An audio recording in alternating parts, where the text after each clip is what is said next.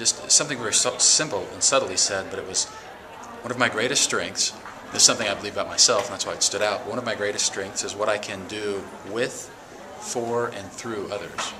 It's just a great testament to what I think all good leaders, the quality they all need to possess. Right? We tweet and email, we comment and like one another, but when it's time to get down to business, it's time to talk.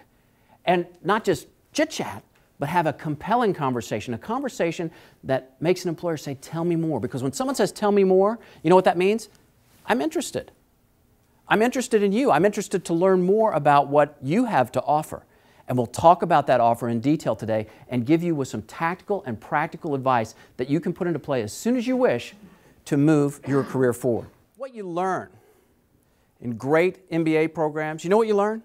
You learn what they don't teach you in business school. I mean, what if you're at a networking event and an alum says, you know,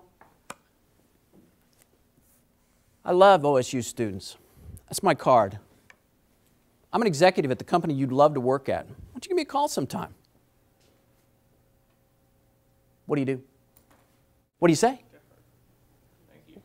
Thank you. Thank you. I need a job. Do you have a job? Do you have a dog that needs a job? Among them, the empty chair analogy, what a great analogy, what a picture to paint for us to learn and apply to our lives. People come and find their way to your empty chair if you don't tell them what you need. And not just what you need, but what you can provide.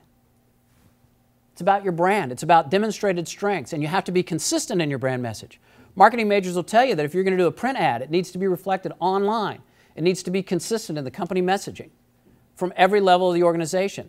Create that same program for yourself. I enjoyed the session by Chris Westfall today. He really has a good way of explaining the job hunt from the employer's view as well. It's time to take the next step in your career. If you want to get a job in this competitive market, you've got to think about the way that you present yourself online. A great way to, like you said, differentiate yourself from the competition. For the international students that are here, if you're interested in staying in the United States, you not only have to find a job, but you have to find that H1. You've got to sell yourself twice.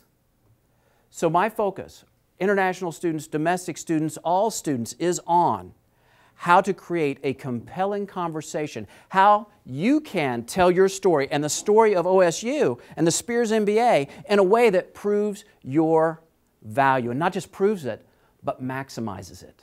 He made me feel more confident about the next time I find myself going through the interview process. I found it very informative and at the same time very interesting, and it was 3 hours very well spent.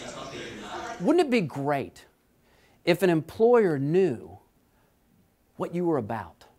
Not just what you're about, what you do day to day, what your Facebook status is, but what really drives you, what you're really passionate about.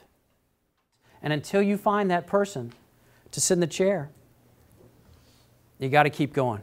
You got to dive in. My name's Chris Westfall. Thanks very much for your time, everybody. I appreciate it.